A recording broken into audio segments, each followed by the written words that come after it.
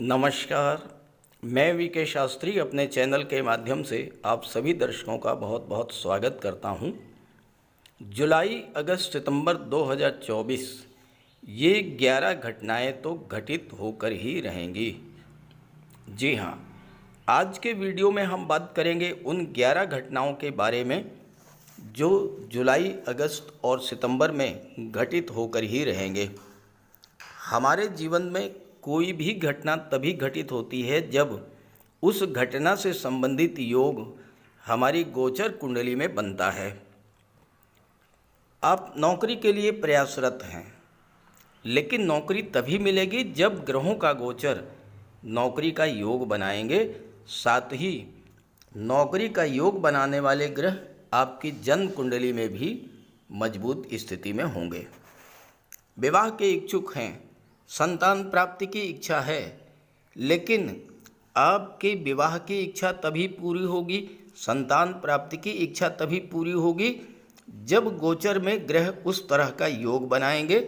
साथ ही आपके जीवन में किस ग्रह की महादशा, अंतर्दशा या प्रत्यंतर दशा गतिमान है, इस पर भी बनने वाले योगों का लाभ निर्भर करता है। देखिए, प्रयास तो हम सभी करते हैं, लगातार प्रयास करते ही रहते हैं, लेकिन अगर सही समय पर सही दिशा में प्रयास किया जाए तो तत्काल सफलता मिलती है। इसी उद्देश्य को लेकर ये वीडियो अपलोड कर रहा हूँ ताकि आपको जुलाई, अगस्त और सितंबर में घटित होने वाले उन 11 घटनाओं के बारे में जानकारी मिल सके और वो घटनाएं कब घटित होंगी उस समय की भी जानकारी आपको मिल सके, ताकि आप सही समय पर सही दिशा में प्रयास करें और उसका लाभ ले सकें। साथ ही साथ इस वीडियो में मैं आपको ये भी बताऊंगा कि कौन सा वो कालखंड होगा जब आपको विशेष सावधानी भी बरतनी पड़ेगी। ये विश्लेषण आपकी चंद्र राशि के आधार पर किया जा रहा है, यानी चंद्रमा आपकी जन्म कुंडली में जिस राशि में गोचर कर रहे हैं वही आपकी चंद्र राशि होगी और उसी के आधार पर आपको इस वीडियो को समझना है। तो ये है मकर राशि के जातकों की कुंडली। जुलाई, अगस्त और सितंबर 2024 का ग्रह गोचर आप पहले समझिए। देखिए, 4 ग्रह तो यथा स्थिति में रहेंगे। शनिदेव धन के भाव में ही गोचर करेंगे, गुरु पंचम में गोचर करेंगे, राहु पराक्रम के भाव में गोचर करेंगे और केतु भाग्य के भाव में गोचर करेंगे। ये 4 ग्रह तो जुलाई, अगस्त, सितंबर तीनों ही महीने में यथा स्थिति में रहेंगे, कोई परिवर्तन नहीं होगा। सूर्यदेव की बात करें, सूर्यदेव 16 जुलाई तक मिथुन राशि में रहेंगे, इसके बाद राशि परिवर्तन करेंगे। 16 जुलाई से 16 अगस्त तक कर्क राशि में सप्तम भाव में रहेंगे। 16 अगस्त से 16 सितंबर तक सिंह राशि अष्टम में रहेंगे और 16 सितंबर से 17 अक्टूबर तक कन्या राशि में आ जाएंगे भाग्य के भाव में।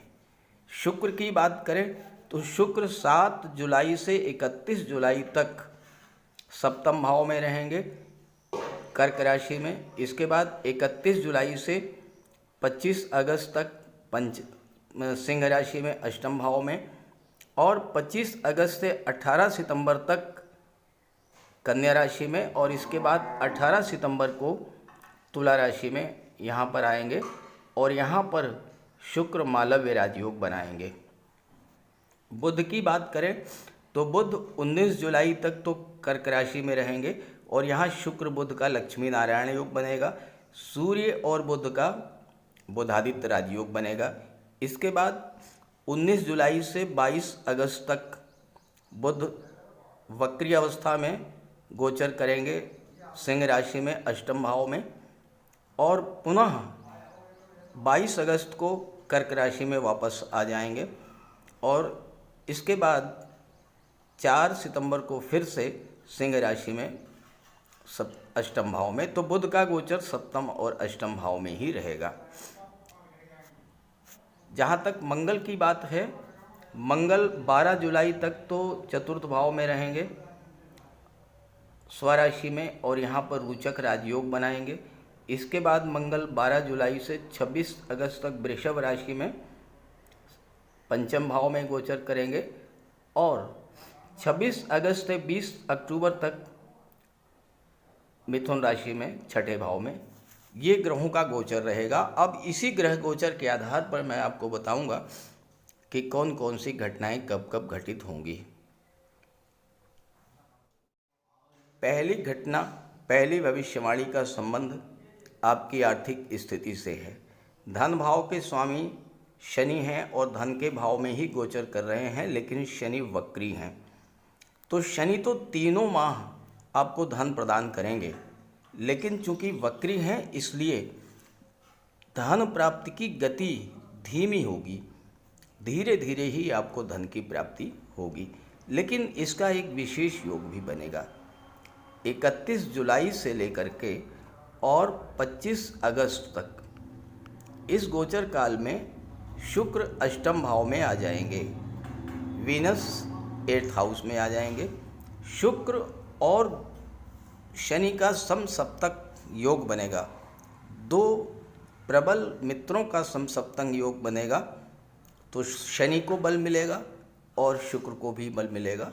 तो 31 जुलाई से 25 अगस्त तक का जो समय होगा, इसमें अगर आप प्रयास करेंगे तो आपको धन की प्राप्ति तो होगी ही, आपका कोई डूबा हुआ पैसा आपको मिल सकता है, क्योंकि शुक्र अष्टम में है तो गुप्त धन की प्राप्ति करा देंगे। इस दूसरी भविष्यवाणी भी धन से संबंध रखती है। धन के कारक होते हैं देवगुरु बृहस्पति और शुक्र। शुक्र की बात हो गई। देवगुरु बृहस्पति पंचम में हैं और लाभ के भाव पर दृष्टि डाल रहे हैं। तो शनि के द्वारा धन देने में अगर कोई कमी भी की गई तो उस कमी को गुरु पूरा कर देंगे। विशेष योग बनेगा 12 जुलाई के बाद। 12 जुलाई से लेकर के और मंगल रहेंगे पंचम भाव में। 12 जुलाई से लेकर के 26 अगस्त तक मंगल की भी दृष्टि पड़ेगी लाभ के भाव पर।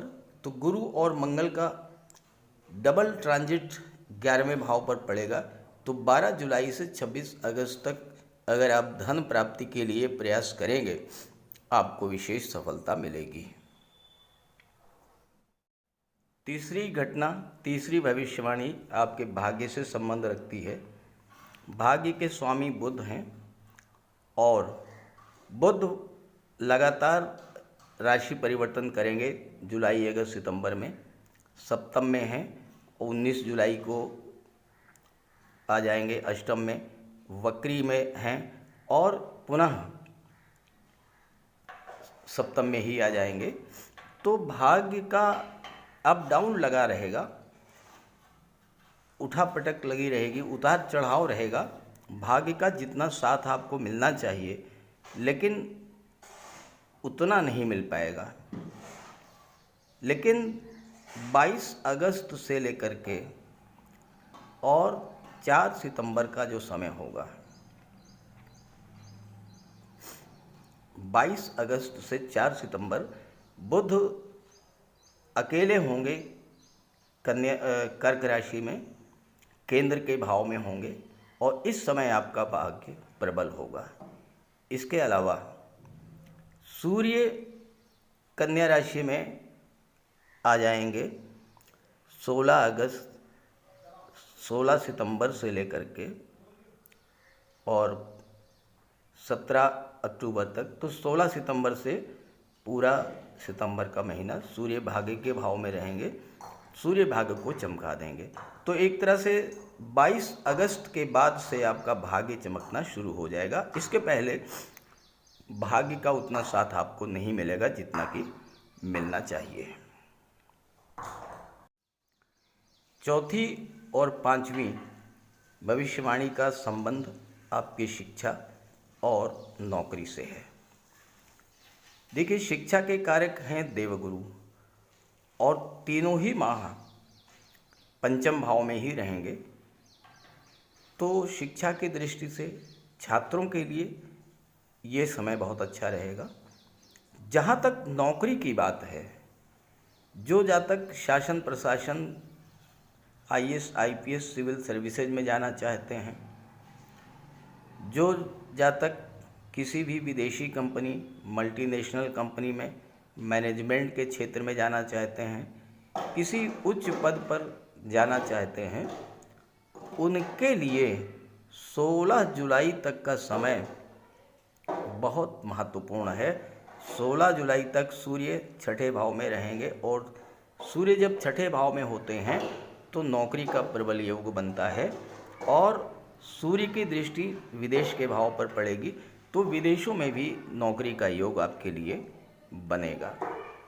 इसके अलावा जो जातक डिफेंस के क्षेत्र में जाना चाहते हैं, जो जातक मेडिकल और सर्जरी के क्षेत्र में, इंजीनियरिंग और टेक्नोलॉजी के क्षेत्र में नौकरी की तलाश कर रहे हैं, उनके लिए 26/8 से लेकर के और 20/10 तक का समय बहुत महत्वपूर्ण है। मंगल आ जाएंगे छठे भाव में और मंगल जो होते हैं ये जब छठे भाव में होते हैं तो मंगल के सामने कोई टिक नहीं सकता। छठा भाव कंपटीशंस का होता है और यहाँ पर मंगल जब आएंगे तो हर तरह की कंपटीशन में आपको सफलता दिलाएंगे। तो अगर आप विशेष प्रयास करेंगे और आपकी जन्म कुंडली में भी मंगल अच्छे हुए तो 26 अगस्त से 20 अक्टूबर तक का समय आपके लिए विशेष फलदायी होगा, सफलता का विशेष योग है। छठी घटना, छठी भविष्यवाणी का संबंध है भूमि भवन प्रॉपर्टी का। भूमि भवन प्रॉपर्टी के कारक होते हैं मंगल और शनि की दृष्टि भी पड़ रही है। तो वैसे तो तीनों ही महीने में भूमि भवन प्रॉपर्टी का योग बनेगा, लेकिन विशेष योग बनेगा 12 जुलाई तक। 12 जुलाई तक मंगल चतुर्थ भाव में रहेंगे और यहाँ पर रोचक राजयोग बनाएंगे और ये समय आपके लिए प्रॉपर्टी खरीदने के लिए बहुत ही बेहतर रहेगा। जहाँ तक व्यापार और व्यापार से धन की बात है, ये 7वीं और 8वीं भविष्यवाणी है। व्यापार के कारक होते हैं बुध, धन के कारक होते हैं शुक्र। शुक्र और बुध का लक्ष्मी नारायण योग 7म भाव में बनेगा, केंद्र के भाव में बनेगा और ये जो योग बनेगा ये 7 जुलाई से 31 जुलाई तक, 7 जुलाई से 31 जुलाई तक शुक्र का गोचर होगा 7म भाव में और 19 जुलाई तक बुध भी रहेंगे। तो 19 जुलाई तक लक्ष्मी नारायण योग बनेगा। बिजनेसमैन के लिए 7 जुलाई से 31 जुलाई का जो समय है ये विशेष फलदायी होगा।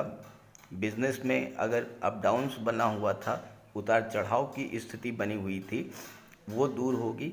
एक और बात समझने की है कि राहु की दृष्टि पड़ रही है 7वें भाव पर। अगर हो सकता है कि आपके पार्टनरशिप में कोई व्यापार आपका है और आपके पार्टनर के द्वारा आपको धोखा दिया गया हो, कोई चीटिंग की गई हो, तो उसका भी निराकरण इस गोचर काल में हो जाएगा। 7 जुलाई से 31 जुलाई के बीच में आपके साथ कोई धोखाधड़ी चीटिंग हुई है उसका भी निराकरण होगा और आप इस तरह के पार्टनर को अपने से अलग कर पाएंगे। लेकिन ध्यान रहे कि राहु की दृष्टि पड़ रही है तो फैमिली लाइफ थोड़ा सा डिस्टर्ब हो सकती है, इस बात का आपको ध्यान रखना होगा। आपका पैसा कहीं डूब गया है, आपका पैसा कहीं खो गया है, आपने किसी को लोन दिया वो पैसा आपको नहीं मिला या गवर्नमेंट के पास आपका पैसा रुका हुआ है, तो इस तरह का गुप्त धन आपको कब प्राप्त होगा, इसका संबंध है नवी भविष्यवाणी से। 31/7 से लेकर के 25/8 के बीच में शुक्र गोचर करेंगे 8म भाव में और यहाँ पर शुक्र शनि का समसप्तक दृष्टि संबंध बनेगा। इस समय अगर आपने प्रयास किया तो आपको आपका डूबा हुआ पैसा मिल सकता है। जहाँ तक विवाह की बात है, 7म भाव में जब शुभ ग्रह का गोचर होता है तो विवाह का योग बनता है। 7 जुलाई से 31 जुलाई तक शुक्र रहेंगे 7म भाव में और आपके विवाह का प्रबल योग बनेगा। हाँ, ये ज़रूरी है कि शुक्र आपकी कुंडली में मजबूत स्थिति में हो। साथ ही साथ अगर आपके जीवन में शुक्र की महादशा अंतर्दशा गतिमान है या चंद्रमा की महादशा अंतर्दशा गतिमान है तो उस स्थिति में विवाह का प्रबल योग बनेगा। और चूंकि राहु की दृष्टि पड़ रही है तो अचानक से भी आपका विवाह का योग बन सकता है 7 जुलाई से 31 जुलाई के बीच में। 11वीं घटना आपके स्वास्थ्य से संबंध रखती है। 12 जुलाई से और 25 अगस्त तक 12 जुलाई से 25 अगस्त तक मंगल का गोचर रहेगा कुंडली के पंचम भाव में और मंगल की दृष्टि 8वें भाव पर पड़ेगी। तो 12 जुलाई से 25 अगस्त तक आपको विशेष सावधानी बरतनी होगी अपने स्वास्थ्य को लेकर के। वाहन चलाते समय भी आपको बहुत सावधान रहना होगा। अब आइए बात करते हैं कि वो कौन सा कालखंड है जब आपको विशेष रूप से सावधानी बरतनी होगी। देखिए, इन तीनों ही महीनों में राहु लगातार आपकी कुंडली के तीसरे भाव में ही गोचर करेंगे और राहु की दृष्टि पड़ेगी सप्तम भाव पर, राहु की दृष्टि नवम भाव पर पड़ेगी। अगर आपकी कुंडली में राहु बहुत अच्छे हुए तो अचानक से आपका विवाह हो सकता है, अचानक से आपका भाग्योदय हो सकता है। अगर खराब हुए तो भाई बहनों से धोखा मिल सकता है, बिजनेस पार्टनर से धोखा मिल सकता है, दाम्पत्य जीवन का ध्यान रखना है। और इसके अलावा मंगल 26 अगस्त तक 12 जुलाई से 26 अगस्त तक पंचम में रहेंगे तो गर्भवती माताओं को विशेष सावधानी बरतनी होगी। और 26 अगस्त को मंगल जब अष्टम भाव में आ जाएंगे तो आपको भूल करके भी किसी को पैसा उधार नहीं देना है, क्योंकि छठे भाव में जब मंगल होते हैं और अगर आपने पैसा किसी को उधार दिया वो पैसा आपको फंस सकता है। तो ये जुलाई अगस्त सितंबर में घटने वाली महत्वपूर्ण घटनाओं पर चर्चा हुई है इस वीडियो में। ये जानकारी अपने साथियों मित्रों को भी शेयर कीजिएगा और इसी के अनुसार अगर आपने प्रयास किया तो सफलता भी मिलेगी, इसमें कोई दो राय नहीं है। नमस्कार।